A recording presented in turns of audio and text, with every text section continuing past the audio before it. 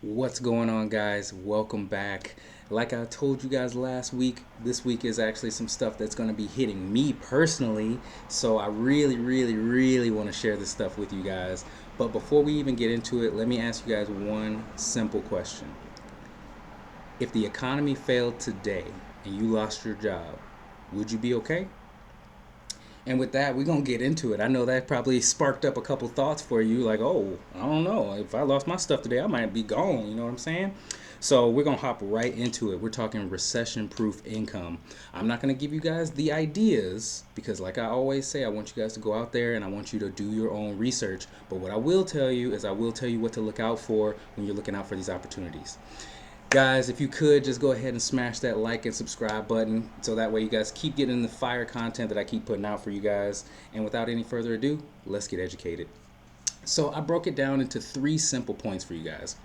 You want to, when it comes to looking for a recession proof income, or even if it's just a side income, right? You want to be looking out for these three major things. The first one is you want to look out for opportunities with no financial ceiling. And what that means is it doesn't cap out at any point. So let's say, it's a sales job or whatever the case is. A lot of actual hard sales jobs usually cap out at around 250,000 for the lower end sales professional. A lot of lower end sales professionals don't actually even hit that number. But it is that cap until they move on in their career into the next tier and into the next tier.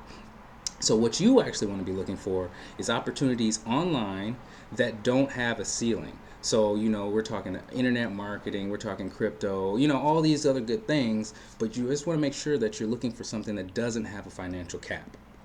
The next thing, you want to find something that's in the field of either something that is 100% necessary. I'm talking like day to day, could not live without it, or it has to be something that is like beyond popular. So I'm trying to think of the best way. I don't buy a lot of things, so I don't really know.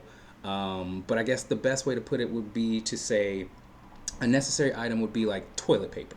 In a civilized society like we live in, you can't just not have toilet paper, if that makes sense. So even if it's the lowest grade of toilet paper, you always go and buy it, if that makes sense. So you always want to look for something that's necessary. So like making money, it's obviously a necessary. It's a necessity for anyone who wants to own a house, wants to own a car, wants to invest, whatever the case is. You have to start with money, so you have to make said money. So I would say a necessity would be something like your health. That's actually a really good example. Your health. That's something that you should take care of very seriously. And in this marketplace, you could actually be a coach, like a health coach, which it would be considered, in my opinion, a necessity. And then there are certain things that are more trendy. Affiliate marketing could be considered trendy because it does go in waves. It has been for years and years and years since it began.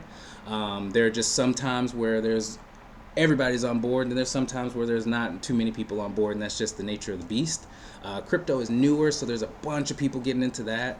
But all of these things, they're trendy. They're you can Google it, and it's like 15 pages of like what happened yesterday, what happened last week, what's happening with the Fed, et cetera, et cetera, et cetera. So you just always want to look for something that's either necessary or trending.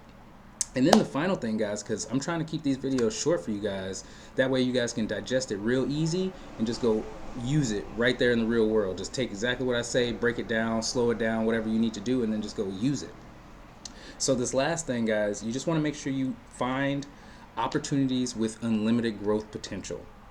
And what do I mean by that? You're probably thinking, oh, well, isn't that the same thing as a financial ceiling? No. I understand where you're coming from, and I understand how it could look like that. But let me break it down for you real quick. So when we're talking about ceilings, we're talking about financial ceilings. We're talking about, hard caps on the amount of money that you can make. And we've already established that we don't want any hard caps.